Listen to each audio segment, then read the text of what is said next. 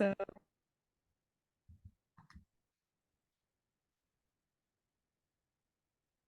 hello everybody, and welcome to the How We Got Here pod. Today, very excited because it's just me and Kelly. We're just Hello. we're just checking in, man. It's been a while since we've recorded one-on-one, and something that I know that we've terribly missed. Although we love having guests and we love picking people's brains, um, we just felt like that it would be a good opportunity just to check in with each other. So, Cal, how you doing? I'm good. I apologize, everyone. My allergies are a little bit bad, so if I sound weird, that's why. But yeah, good, but busy, and it's April 1st, and we're in the tail end of the school year here as a school-based worker. But yeah, what about you? I definitely feel like the burnout is real around this Yeah. time of year. Like, I don't know, how many presentations have I done this year? Yeah. I have like a counter. Oh So my I God. have done 168 presentations this school year. So it's like July to July. We don't really speak in the summer. So, it's getting to be pretty burnouty, but I don't know, it's like how we motivate ourselves through this time. Like part of me just wants to say like fuck it, I'm done, and then the other part of me is like, well, we have a couple more months to go and these kids need the support just as much as we do because they're super burnout. No, I totally agree. Although I'm not speaking as much as you, I also am in the job hunt right now and am approaching graduation, and I'm very burnt out from that. And I also just want to be like, fuck it, I'll just end up wherever I end up working. I'm just so tired of writing cover letters and getting rejections. And I feel like it's also just not talked about enough in at least graduate school. Like I definitely felt like in undergrad people talked about burnout, but in graduate school it's like celebrated almost. And I'm like, well, this is alarming. What do you mean like celebrated? I of course it depends on your school and your program and your discipline, but I feel like at least in my professional spaces here in upstate New York, it's almost like, oh, like you're staying longer, you're working harder. Oh, you volunteered to do coaching or post prom advising, like cool, like get your extra coins. And I'm like, I want nothing to do with anything. I'm just focused on graduating. I don't need it's this hustle culture, right? And it's Yeah. like I just feel like our generation talks about it more than the generations that are like supervising us and teaching us and guiding us through these helping professions. I don't feel like I'm in social work, so of course we talk about burnout all the time, but like in my workplace it's the opposite. So No, well, that makes sense. I mean, it doesn't make sense, but it makes sense on why. Because, like, if you sign up for everything, you kind of have to get it done. But I personally don't feel like that I give myself the courtesy of seeing how I will feel at the end of signing up for all these projects. Like, I personally get very excited and I'm like, yeah, I want to do this and I want to do this and I want to do this. And then I sign up. And then 2 months from now, I'm like, oh my God, like, how did I do this to myself? And I don't schedule in time for self care, which sounds like, I don't know, it kind of takes the fun out of it. Like, I love spontaneity, but I literally need to like put in my calendar like 10-15 minutes of like journaling or 10-15 minutes of like just like being on the couch by myself. no, I totally agree. And for the listeners, like obviously Kristen and I try to coordinate our schedules. So we were just sitting here 5 minutes before we hit record, like coordinating our little Google calendars. And I totally agree. Like if it's not a commitment that I can see, whether I write it down on a post-it note or put it on my Google calendar, like it's not getting done. And it feels kind of dumb because you're like, I can't believe I have to physically remind myself to take care of myself. But at the same time, I think it's good. Like, Yeah, well, things that live in my head die in my head. Like if I don't like period. put it out there, it's not going to happen. It's just not. Like if I don't give myself like that extra time of like, oh, I'm gonna get into bed at 9:30 so I can read my book, which we just talked. We were like, what are we reading? What are we listening to? And I'm like, nothing. I'm doing nothing because I haven't been scheduling that for myself, which I think equally is just as okay. Like Yeah. understanding like the humanness of, like I'm not going to get it right or we're not going to get it right every single time. And it's just like a little bit of a reminder. Like, okay, let's get your shit together. No, I totally agree. I don't know, like obviously in therapy, like even though I am a therapist, I go to therapy because we all should, period. End of discussion, end of podcast. But she's always, especially over the past month, I've been getting a lot of job rejections, which of course is not a nice feeling.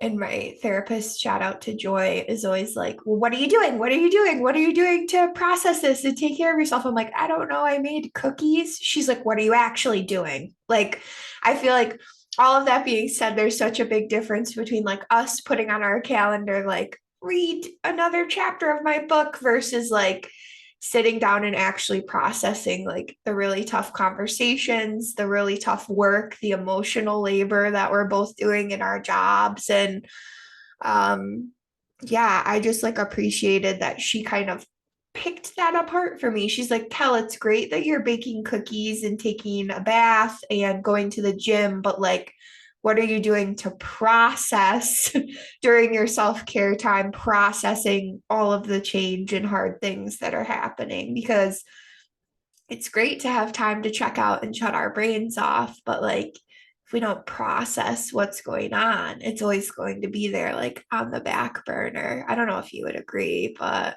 No, I do. And there is that fear, right? Like that fear of processing. Where it's like, oh, like if I start processing it, it's going to be too much and it's going to be too big and my life is already too busy, so I don't have time to like get into this and if we don't make time for it, it will like make time to be like it'll demand itself to work itself out. And I don't know. I'm also somebody that really enjoys just like going to the gym and baking and, living my little fairy tale life. But I also know that there was this other day I was driving home from a meeting. I'm like a part of 12 step and I was driving home from a meeting and I called my friend Jess and I make these phone calls like whenever I drive. Like, oh, I'm driving here, I'm gonna call somebody, I'm driving back, I'm gonna call somebody. And this call was specifically designed to check in with her. And it turned into her checking in on me. She was like, how are you doing? And there were some things that like I did not feel like talking about, like insecurity in self and imposter syndrome and feeling like this life that I'm living in this beautiful home with my wonderful partner and our two dogs and like living in the city of Philadelphia, like that like I might as well hit the nuclear button because it's it's not going to work out, right? It's like this all or nothing thinking and like let me self-sabotage. And she was like, well, that's really like fear-based and it's okay that you feel that way, but just because you feel that way doesn't mean you need to act on it. And I really appreciated that insight because we build these lives to get to a place like this, and sometimes like I feel like it's not taught like how do we not only like get it, but how do we manage it and how do we sustain healthy living. Like I don't deep down like I don't want to sustain it, but I do. Does that make sense? no, absolutely. And I feel like our trauma, like our childhood traumas, didn't allow us to learn how to do that. Like both of us grew up in such like turmoil and chaos with like all of this stuff happening that like nobody, whether it was an adult or a teacher or whomever, like we just weren't allowed the opportunity to be like here's an example of like healthy living or maintaining the things important to you and here's how you can apply it. But I feel like that's what our 20s are for. I don't know. Especially my birthday was yesterday, so I'm feeling all like pseudo intellectual, like I'm getting old, I'm almost 30. If my mom heard me say that, she would Yeah, really there are many people that I know that would yes. be like, you need to shut the I'd fuck be like, up. shut up. Yeah, yes. But yeah, no, I feel the same. I'm like, it's almost like we are used to chaos.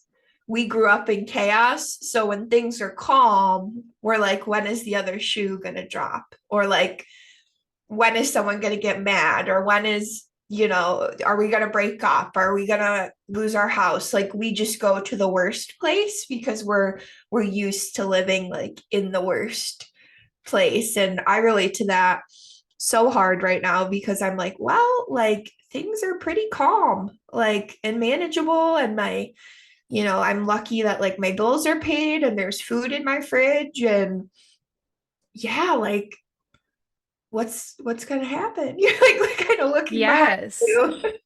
Well, it's comfortable. Like that unmanageability, that chaos is very comfortable. I know what to do. I'm really good at crisis management, like things that go on my resume.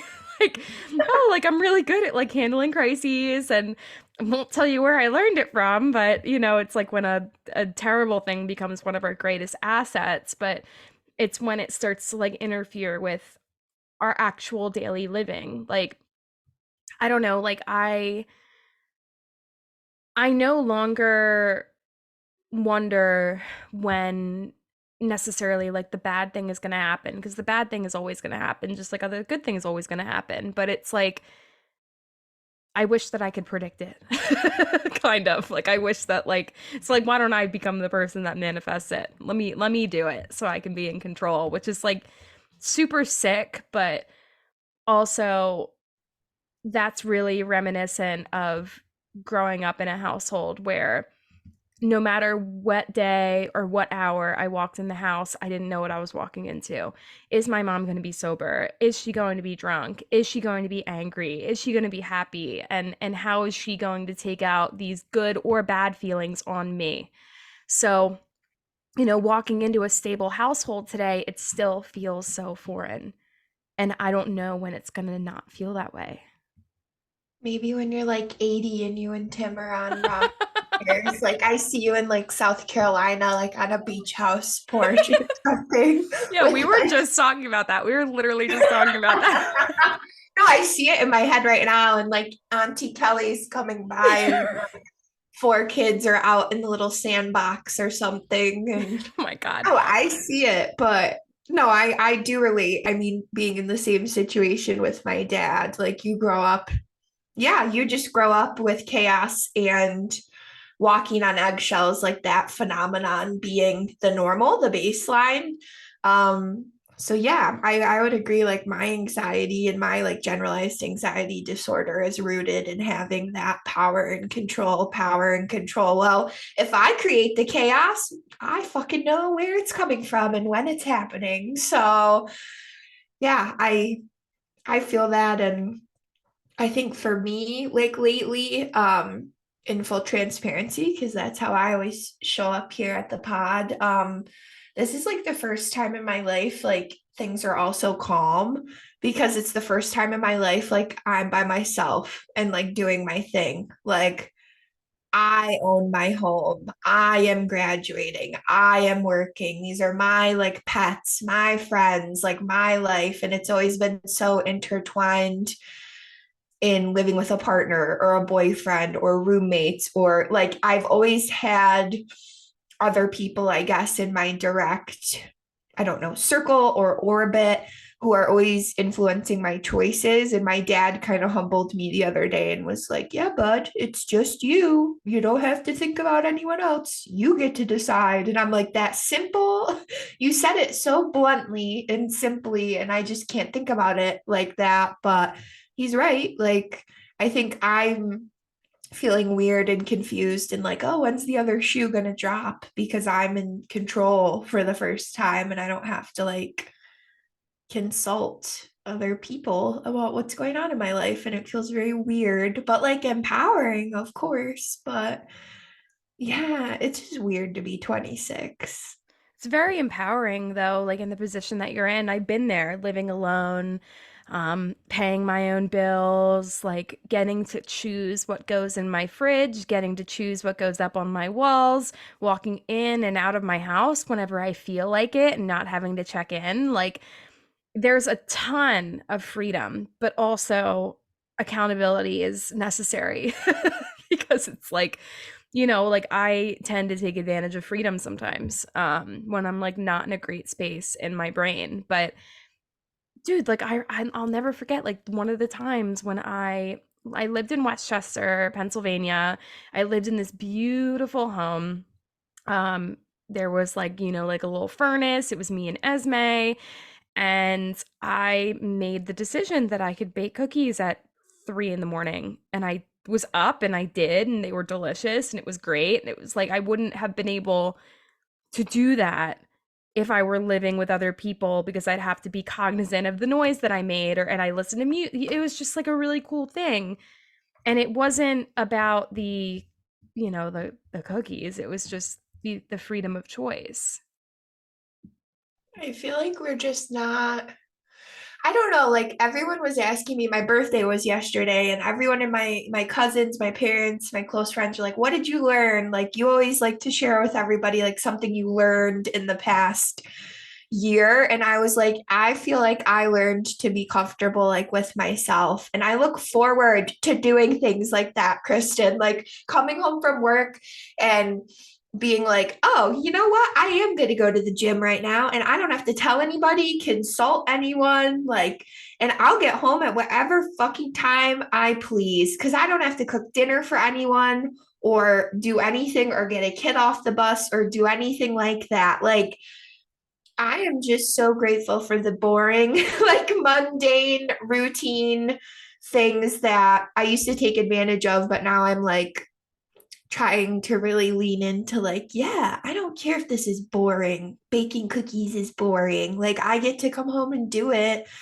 and feel yeah, just like I can do whatever I want. And boy, has it been really nice as somebody who was chronically like in relationships or living with roommates. And this is like the first home that I've lived in literally my whole life for this long. Like since my parents got divorced when I was like 12, 13, we moved. Like every 6 months or every year, just moved. And now I'm like, wow, Kelly, you don't have to move. Nobody's forcing, like, I just feel settled. I don't obviously like love that I live in my hometown, but could be much worse. We're making the best of it. Um, yeah, it's just weird. It's all weird, but a good weird. And We were able to like plant your root, like be like a little bit more rooted. There's stability. There's, you're able to show up for yourself and do it consistently. Like, I mean, there will be a day, hopefully, where I do have to put kids on the bus and I do get to like make little kid meals and I make two meals, one for the kids, one for me and my partner, hopefully Tim, right? It's like I find that I know that if and when I get to that time, hopefully I'll like be living in just as much gratitude and also like very like, oh, like I remember those times when I was alone, how wonderful that was, but I don't want to like miss out on that time either. And I'm glad that I didn't. I'm glad that I didn't like attach myself to every person along the way because I also used to do that where like I literally could not be okay with myself unless everybody else in my life was okay and happy with me and like gave me like the little gold star on how I participated today. Like if people are upset or like unwell, it has nothing to do with me. And like that is such a cool thing to be able to internalize. Like, okay, like this has nothing to do with me. And regardless of how anybody else feels or how my day went, like I am totally okay with me. If my life fell apart today, I would be okay. But like, could I say that 3 years ago? Like, probably not. I love that. I don't even feel like I could say that 8 months ago, six, Yeah. 8 months ago. Like I feel like it's very fresh for me. Like you're like a little farther along on the Monopoly board of life. Like I'm like you're past go. I'm a little bit behind, but I can see like you up ahead. No, like as a visual learner, I'm like imagining it, but No, I love that idea. no, I definitely agree. Like, I was very comfortable jumping from partner to partner, home to home, horrible situation that was always chaos just because I didn't want to like deal with myself. And I feel like, especially like this birthday, I'm like, okay, Kelly, like, you're finally okay. Like, being alone and being by yourself and processing like these things and doing the things by yourself, but like also I have to be mindful that my hyper independence is a direct reaction to like trauma that I've been through. So I have a really hard time accepting help or assistance from like family or friends, like healthy levels of that. So I feel like I'm constantly like playing the game of like being mindful of that, but allowing people, to help me, like for me to lean on them. Yeah. Um, Yeah. I struggle with that sometimes, like allowing people to show up for me in my vulnerable moments because I'm like, well, if they see me like this, they're not going to like me anymore. It's like who like something that past therapists have told me is like who taught you that? Who taught you that you are not lovable in your most vulnerable moments? And honestly, like probably like my mom, because when she was most vulnerable, like she just caused chaos and that chaos was not well received and then it like in turn hurt her and I don't know, it's tough like trying to live in the present and building my own morals and values and like what I stand on. Like I just started seeing a therapist again um maybe like a 3-4 weeks ago, and she's amazing. Like she's fresh out of school, so like she's like with it. And, like she uses like all the right terminology, you know what I mean? And I'm like, oh, this is great. Like I love that you're cognizant of like the words that you use, and you're really intentional. And lately I've always known that I've struggled like in and out with low self-esteem, and she like gave me this suggestion. She was like, I want you to put sticky notes in places that you wouldn't normally put them, like maybe like the closet that you don't go to that often but you still go to, or like underneath your visor or whatever, and have them say affirming statements on them. And I thought it was like so stupid, I was like, this is so lame, like how is this going to help me? And she was like, well, it's going to help rewire your brain and da da da da. And I put the sticky notes in places, and specifically the one that's under my visor, it says you deserve kindness. And every time I put my visor down, which is not every time, but sometimes when I'm in like kind of a rough space and I read that, it sort of reaffirms like, oh, like I'm not being very kind to myself right now. So maybe I should like readjust the way that I'm speaking to myself internally. And it's actually working. Who would have thought taking a therapist suggestion is actually working? I love it. I love to hear that. I also am a sticky note girly. I love that. Shout out to all the new therapists. We're in this together. It's really hard. Yeah, that's a whole nother episode, but that's It wonderful. really is. She told me that she has like 30 clients or whatever. And I'm like, how are you well? Like, Like when you take care of yourself. that's like, imagine 30 people talking to 30 people about completely different circumstances. Like, I could never. I don't know how I will, but I don't know. I don't know, but that's great. Well, I'm curious. I wanted to share with everybody a book that I'm listening to. I've been um listening to audiobooks more because I think my brain is really, really, really burnt out and fried from the past 3 years of school and having to read academic shit. So I'm like, I'll just listen to stuff now. And I'm listening to this book that I actually saw. I really hate to admit this, like in a TikTok. But nonetheless, of course, it came up in my algorithm, and it's called The Perfectionist's Guide to Losing Control, A Path to Peace and Power by Catherine Morgan Schaeffler, I believe is her last name. She's a therapist, she's a clinician. And she talks a lot anecdotally about clients she's worked with, and she kind of coined, and you all can Google this. She kind of coined this like term. There's 5 forms of perfectionism, and she starts off the book by making you take a quiz to see which perfectionism form you are. And I was like a Parisian perfectionist because I'm a chronic people pleaser, but I'm recovering. We are aware that I do that. But nonetheless, I don't know if there's any folks that are listening that have struggled with like anxiety, depression, or maybe even OCD or related like perfectionist issues. I can't recommend that book enough because I feel like that was one of the first times I heard. I don't know, I just felt less alone. I felt like my struggles were being illustrated real time.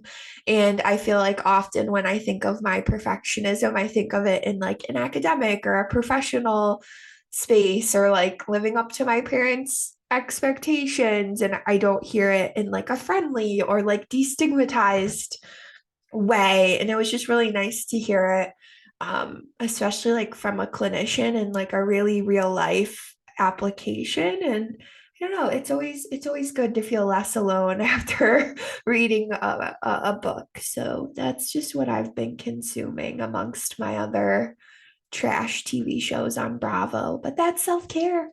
That's Do self-care. you feel like that after reading or while you were reading this book that it impacted how you viewed the way that you like acted in your life? Like did it bring about awareness of like your perfectionism, or was it more like affirming? I think both. I think it brought a lot of awareness to like other people being in like my way. Mm. Like I only thought about like my perfectionism as a Kelly issue that goes on up here. And like it made me think more globally of like, well, I'm people pleasing, and I'm people pleasing because I want to try to control the outcome of like a situation or a project or a conversation. And like that is perfectionism because I'm scared that if I didn't people please, quote unquote, like what would happen? Like, so I felt affirmed, and I just like learned a lot as well. And yeah, I just feel less alone. I'm sure there's like a Reddit community out there for this book, and I'm sure people are talking about it. And it came out relatively recently, too. I want to say in the past 2 years. I feel like that's something that I would definitely want to read. Um, I haven't been reading like at all, but I will. I shouldn't say that. Like a couple months ago, or like maybe a month or so ago, I did read a book, which, oh my God, it was. I read we within like 72 hours. I mean, it was like a 3 day sit down, binge the crap out of it, and then be traumatized because it was called Strange Sally Diamond. And it is halfway through the book, right? I mean, it starts out with, this is not a spoiler because this is within the first like 3 pages. So you're either going to read it or you're not. But this girl, this woman, she's, living in Ireland, and she and her dad live together, and she's very dependent on her father. And her dad makes a joke all the time, like, ha ha ha, like when I die, just throw me in the trash, like just throw me away. And he dies. So she doesn't pick up on that cue that it was a joke. So she just like throws him in the trash. And people are very suspicious of this behavior. And they're like, did you kill him? And like, that's how the book starts. And that's not even like the worst part. And it was so fascinating and so interesting to like think about other people that maybe have difficulty picking up on social cues, or her way of navigating through grief and her traumatic history, and like having to trust people to like help guide her, because like throughout her life she would pretend that she was, like she couldn't speak or hear, so she didn't have to communicate with the outside world because she depended on her father so much.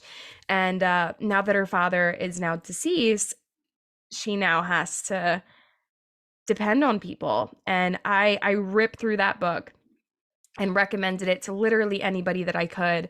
And then it got worse and worse and worse. And I had to like rescind my recommendation and be like, please read it, but only if you're in an okay space. Because it's like so, it's a rough read, but it was a really enlightening read, I felt. I love it. I love some fiction, and I love when you can read books that like break up, like, I don't know, the monotony. Like, I always read mental health books because we're like in this space, but I'm like, Kelly, like, take a break. Like, you don't have to consume this like outside of work. So I love a good fiction read. I love that. I just wrote that down. Maybe it's on Spotify. It's an audiobook for sure. It has an audiobook. But yeah, me and my friend Jackie, we read it at the same time. And there was a mutual friend of ours, and she's like very bubbly and cute, she's just like this adorably amazing woman. And we were like, really? She recommended this? Like, she's like into this? Like, we thought she would like recommend a romance novel. And that was not the case. So we're like kind of trying to start a book club, but no, Jackie and I ripped through it. And we're like, you guys need to read it right now so we can talk about this. Oh, I love a book club. That's awesome. I can't think of like anything else like media wise that I'm consuming that has been like memorable. Nothing really besides that book. I just feel like, yeah, this is like peak burnout for both of us as speakers and professionals and students and school workers and all of the things. And yeah, folks, we're just grateful you're still here, you're still listening. And we've got some exciting interviews lined up for the spring, and a little bit into the summer. I imagine we'll probably take a month off over the summer and just regroup and reset and enjoy our time off. And July, really, I feel like July is like the only month of the year that like we both know that we're free and get the time off from work. Um, but we're just grateful you're here and to be in a new like calendar year, um, chugging along, because this time last year this was just an idea and now it's happening real time. Well, I do really enjoy it. I Yeah. really, I really enjoy getting to know people on a more intimate level, and people that I wouldn't normally have a conversation with. Like, I'm not necessarily interested in like getting like the most popular person to like come on and share whatever they want to share. Like, I just want to know who these people are, and really like how they got to be where they are, which is like the whole purpose of the pod. And there are similar pods to ours, but I just really I enjoy hearing something real, something raw. People's stories. And yeah, I think that's a good plug for guests. If you're listening and you're interested in being on the podcast, or you have a colleague, a family member, a friend, somebody in your immediate circle who, has a life story to share, we'd love to hear from them. Our email is in the bio of this episode. So just scroll down, shoot us an email, and we'd love to hear from you all about what's going on in your lives and how you got to where you are right now. And yeah, I'm just really excited to share the episodes that we have coming up and see who lands on our little schedule for the next few months. Yeah. Well, we both really appreciate all of our listeners, and whether it's 2 or 200,000, it doesn't really matter to us, because all it takes is one person to be impacted in some capacity. So, thank you all for listening, and checking in with us, and we look forward for the next episode. Thank you all. We'll talk to you soon.